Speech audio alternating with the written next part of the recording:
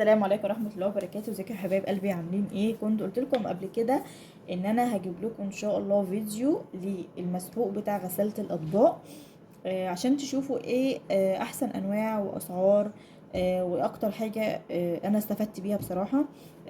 انا كنت دايما بجيب في العروض، يعني تلاقيني في هايبر اول ما بلاقي عرض بروح جايباه، كارفور اول ما بينزل عرض كنت بروح جايباه.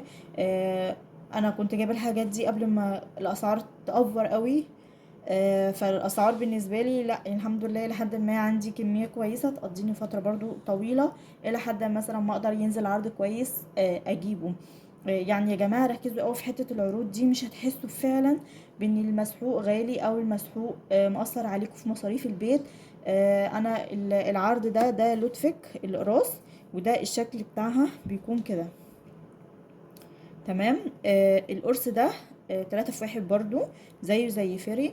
هو حلو قوي، يعني انا اول ما اشتغلت عليه اشتغلت بيه هو، عجبني جدا. تمام. كان العرض ده انا عايزه اقول لكم ان هو طبعا الرقم ده عمركم هتلاقوه تاني، كان اللي هو الباكت فيه 27 قطعه، كنت جايبه العرضين الباكيتين مع بعض كانوا ب100 حاجه و60، فانت السعر ده يا جماعه مش هلاقيه اصلا تاني يعني. بس انا استفدت. انا مش عايزه اقول لكم ان انتوا هتجيبوا بالاسعار دي، لا انتوا طبعا الاسعار كلها اختلفت، مش عندنا احنا بس، في كل الدول. بس الفكره ان في حاجه اسمها ان انتي لقط، مثلا تابعي نون، تابعي امازون، تابعي عروض هايبر، تابعي عروض كارفور، هتلاقي فيها الاسعار اللي انتي حباها. الى جانب ان انا استخدمت القرص بتاع لوتفك، جربت كمان اللوتفك باودر، بجد بجد احلى بكتير من الاقراص. يعني انا ما كنتش بحب البودر، لان انا كنت استخدمت اللي هو فيري.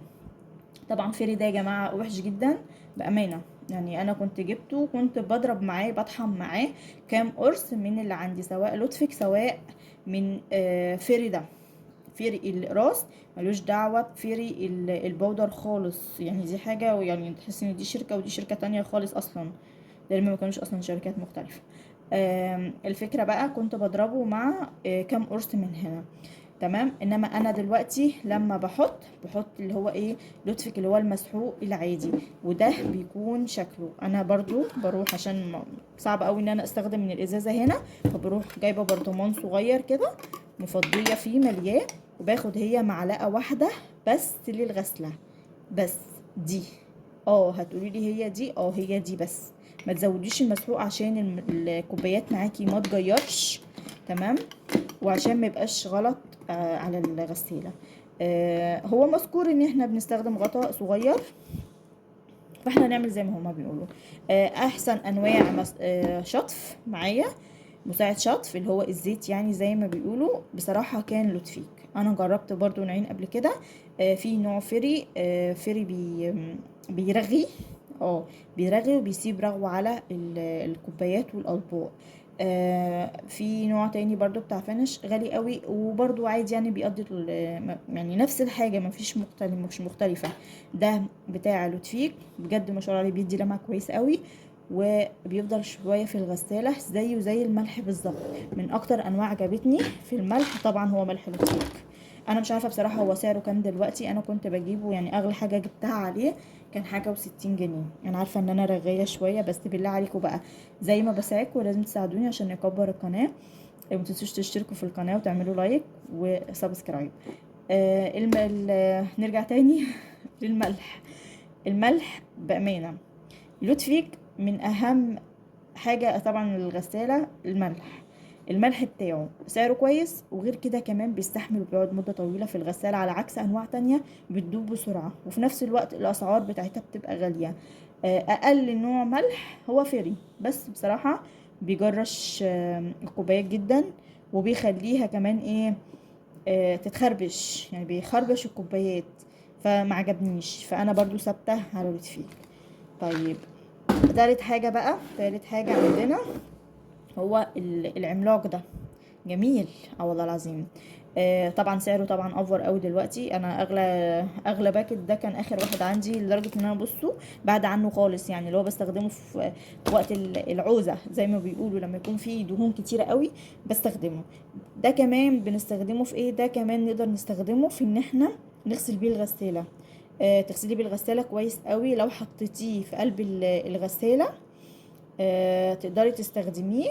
وكمان آه وكمان يا بنات، في ناس بتقسمه. هتقولي لي بنقسم القرص يا رباب؟ اه يا جماعه، بنقسم القرص لو المواعين مش كتيره. القرص بيتقسم عادي جدا. ولو حابين ان انا في مره ابقى اوريكم فيديو تاني بالذات لاسمان القرص كامل، ده او ده، واقول لكم ان احنا ازاي بنخلطهم مع بعض في الكبه، انا تحت امركم. اكتبوا لي في الكومنتات وفي التعليقات. طبعا من اجود الانواع بصراحه هو فيري، بس هو في ناس كتير ما بتحبوش علشان الريحه. تقدري تقولي لي بقى دلوقتي، طب احنا يا رب كميه الحاجات دي احنا استفدنا ايه؟ اول حاجه استفدتي ان انت هتتابع العروض، تمام، وقت ما ينزل نوع كويس فينش، طبعا لا يعلى عليه، بس فينش غالي جدا. احنا دلوقتي عندنا البدائل، عندنا لوتفيك من احسن الانواع، وعندنا فيري من افضل برضو الانواع.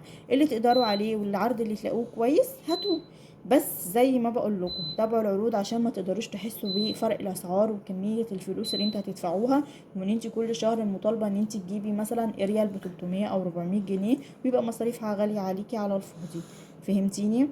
يا رب يكون الفيديو عجبكم. ولو حابين فعلا فكرة تقسيم الأقراص يا ريت تبعتولي، وإن شاء الله هعمل لكم فيديو جديد بيها.